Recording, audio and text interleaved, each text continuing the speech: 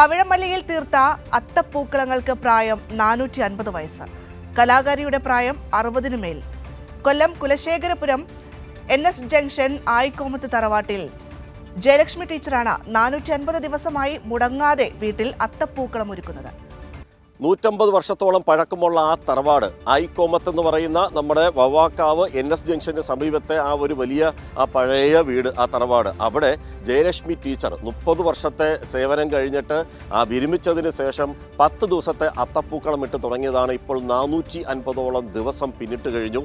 ഇപ്പോഴും 2026-നെ സ്വാഗതം ചെയ്തുകൊണ്ട് നമ്മുടെ അധ്യാപിക, മാതൃകാ അധ്യാപിക, നിരവധി പുരസ്കാരങ്ങൾ നേടിയിട്ടുള്ള അധ്യാപിക ഇപ്പോഴും അത്തപ്പൂക്കളം ഇടുകയാണ്. അത് പുതുതലമുറയ്ക്ക് കൂടി അത് പകർന്നു കൊടുക്കുന്നതാണ് ഈ രംഗം.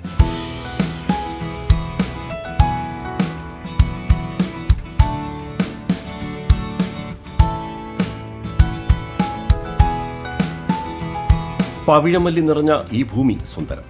ആ ഭൂമിയിലെ ആയിക്കോമത്ത് തറവാട് അതിലും സുന്ദരം. മാതൃകാ അധ്യാപികയായ ജയലക്ഷ്മി ഓണത്തിന് അത്തം 1-ന് തുടങ്ങിയ അത്തപ്പൂക്കളം അത്തം 10-ൽ നിർത്താതെ തുടർന്നു. അതും പവിഴമല്ലിയും മറ്റു നാടൻ പൂക്കളും മാത്രം കൊണ്ട് തീർത്ത പൂക്കളങ്ങൾ. അടുക്കള ഭരണം ഏറ്റെടുത്ത മകൾ ഭാഗ്യലക്ഷ്മിയും മകനും അമ്മയ്ക്ക് പ്രോത്സാഹനം നൽകി. അമ്മ അതിലേക്ക് പോകട്ടെ, എക്സ്ട്രാ ഒരുപാട് കഴിവുകളുള്ള വ്യക്തിയാണ്.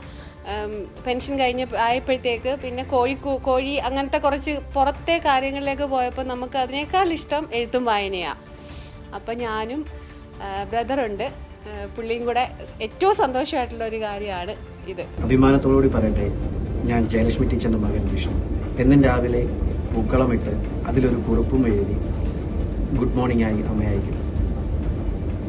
U3 എന്ന സംഘടന അത് ചേർത്ത് വെച്ച് അതൊരു പുസ്തകമാക്കി അമ്മയ്ക്ക് സമ്മാനിക്കുകയും ചെയ്തു. ഏകദേശം 450ഓളം പൂക്കളങ്ങൾ അമ്മയിട്ടു. ഒരുപാട് സന്തോഷം. എന്നും അതുണ്ടാവട്ടെ എന്ന് ആഗ്രഹിക്കുന്നു. ടീച്ചറായ അനാൻ ജയലക്ഷ്മി ടീച്ചറുടെ പൂക്കള പരമ്പര സാമൂഹ്യ മാധ്യമങ്ങളിലൂടെ ലോകത്തോട് പങ്കുവച്ചു. ഞങ്ങൾ ഒന്നിച്ചായിരുന്നു അത്തം തൊട്ട് അത്തപ്പൂക്കളം ഇട്ട് തുടങ്ങിയത്. ഞാൻ 10 ദിവസമായപ്പം കറക്റ്റായിട്ട് നിർത്തി.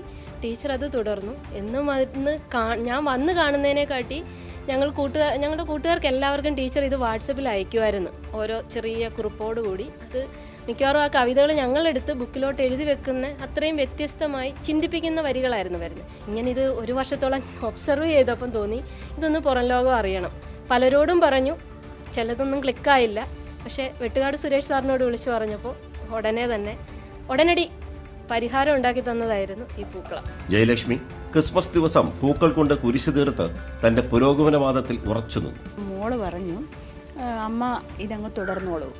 അടുക്കളയിലോട്ട് അമ്മ കയറണ്ട, അമ്മയ്ക്ക് റേഡിയോ, പേപ്പർ, സാധനങ്ങളെല്ലാം അമ്മയ്ക്ക് ഇവിടെ കൊണ്ട് അടുക്കളയിൽ നിന്ന് അടിച്ച് പുറത്താക്കി. ഒരു കണക്കിൽ അങ്ങനെയും പറയാം. ഒരു കണക്കിന് പറയാം, അവൾക്ക് സ്വസ്ഥമായിട്ടിരുന്ന കാര്യങ്ങൾ ചെയ്യണം. ഞാൻ പ്രായമായില്ലയോ, പല പല കാര്യങ്ങളും അടുക്കളയിൽ ചെയ്യണ്ട. എനിക്ക് എൻ്റെ സ്വസ്ഥതയ്ക്കും കൂടാണ് അവൾ കൊണ്ട് തന്നത്. അവിടെ ഇരുന്ന് ചെയ്തോളൂ, ഞാനെല്ലാം അവിടെ കൊണ്ടുതരാം. അമ്മയ്ക്ക് ഇഷ്ടമുള്ളത്, പ്രകൃതിയായിട്ട് ഇത്തിരി ഇഷ്ടമുള്ള കാര്യങ്ങളായതുകൊണ്ട് അമ്മ പൂവിടുന്നതിന് 1 മണിക്കൂർ അവിടെ ഇരുന്ന് സ്വസ്ഥമായിട്ടിരുന്ന് നാമവും ചൊല്ലി കാര്യങ്ങളും ചെയ്ത് പേപ്പറും വായിച്ച് ഇരുന്നോളൂ എന്ന് മോള് പറഞ്ഞതിൻ്റെ പേരിലാണ് ഇട്ട് തുടങ്ങിയത്.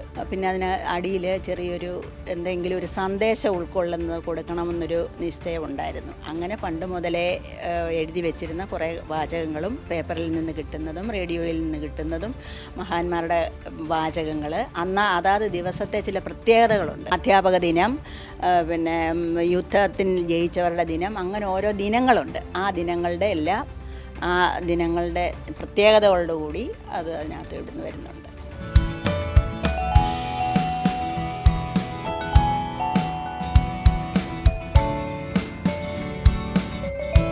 പൂക്കളം എത്ര വേണമെങ്കിലും എത്ര ദിവസം വേണമെങ്കിലും ചിലപ്പോൾ മെനക്കെട്ടാൽ ആർക്കെങ്കിലുമൊക്കെ ചെയ്യാൻ പറ്റും. പക്ഷേ ആ ഓരോ ദിവസങ്ങളും കവിതകൾ രചിക്കുക, സന്ദേശങ്ങൾ പറയുക, വചനങ്ങൾ അതിൻ്റെ കൂടെ കോറിയിടുന്നതിലാണ് ഏറ്റവും മഹത്തരം.